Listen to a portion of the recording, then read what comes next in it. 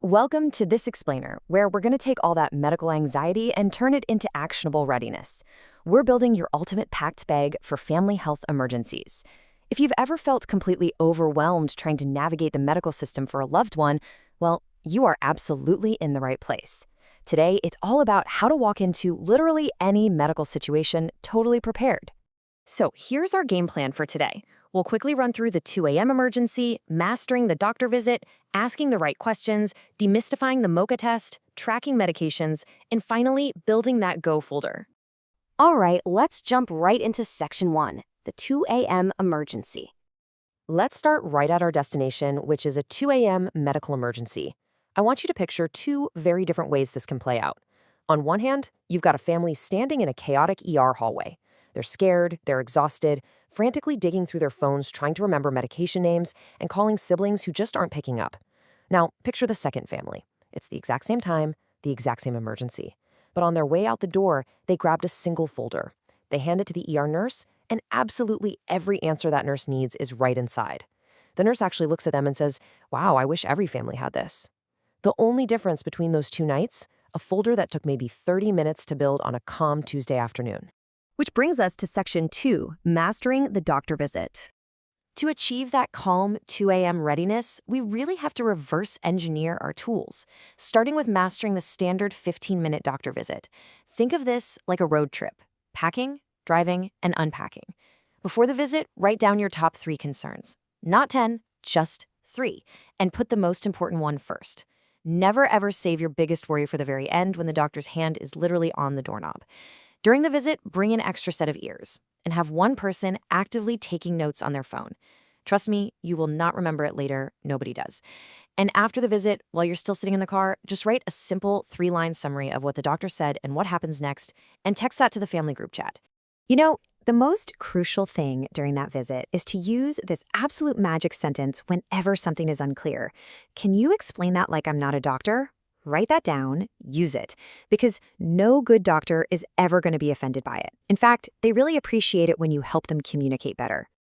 Okay, Section 3, asking the right questions. When you get referred to a specialist, your only job is to bring facts and ask the right questions. Think of the neurologist as a brilliant detective who really needs good witnesses. Grouping your questions into 3 logical buckets basically transforms you into that perfect witness. Bucket 1 is about understanding what is actually happening. You always want to ask, could anything treatable be causing this? Like maybe a medication, a vitamin deficiency, a thyroid issue, or an infection. Bucket 2 is about the diagnosis itself. What stage are we in, and what changes should we be expecting over the next year? And bucket 3 is all about action. What do we actually do about medications and those tougher topics like, is it still safe for them to drive or manage their own money?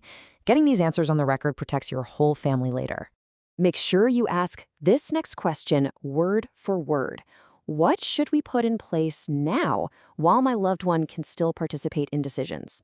A doctor's answer to this specific question bridges us to everything we need to plan for the future. Oh, and a quick pro tip here. Always make sure your loved one brings their glasses and hearing aids.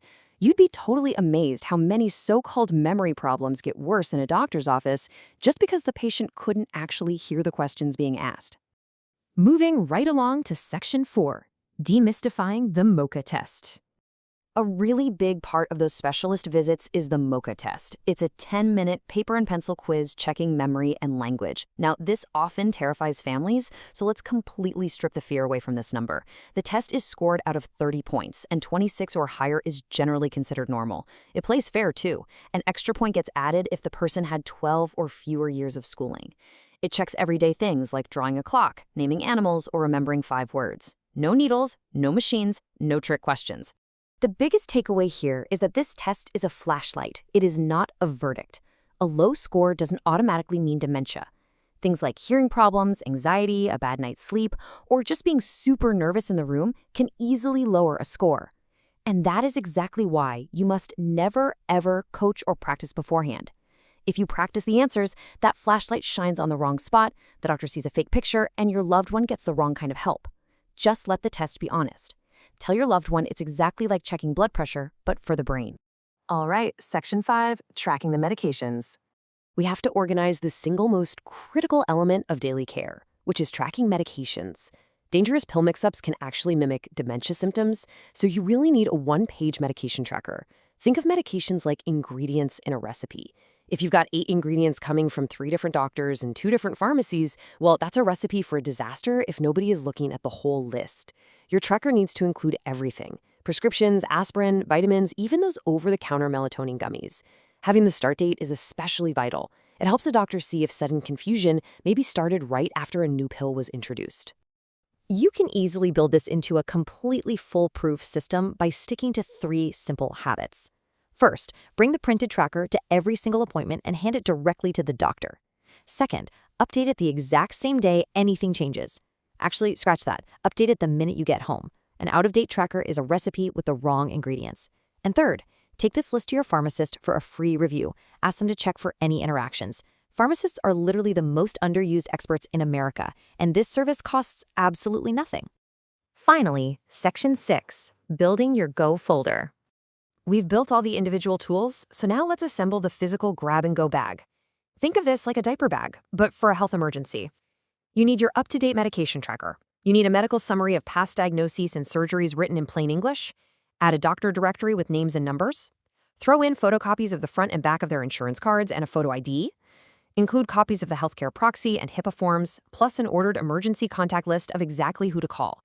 Keeping these specific items in one folder means you can instantly hand the ER nurse every single answer they need the second you walk through those hospital doors. And please don't forget the About My Loved One page. In a busy, hyper-clinical hospital environment, this single piece of paper turns a patient back into a real human being. You can include notes like, "Dad is hard of hearing in his left ear. He gets pretty anxious in new places. He responds really well to being called Mr. Johnson, and he absolutely loves gospel music." I'm telling you, hospital staff treasure this page because it helps them provide compassionate, personalized care right out of the gate. But listen, a folder that nobody can find is totally useless. So make sure it's a bright-colored folder kept highly visible on a shelf right by the door.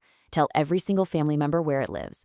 And as a backup, photograph every page and put it in a shared family phone album. You want the paper by the door and the backup in the cloud, so your family is never left guessing during a panic. Set a 30-minute timer this weekend and just get it done. A folder that is 80% done at 2 a.m. absolutely beats a perfect folder you never even started. You've brilliantly mastered your medical preparedness today, turning a 2 a.m. crisis into a completely handled situation.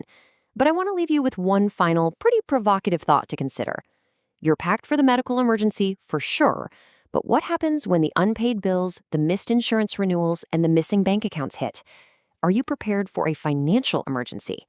That is a wholly different kind of crisis, and fixing it requires packing a completely different kind of bag while your golden window is still open. Something to think about. Thanks so much for joining me on this explainer, and stay prepared out there.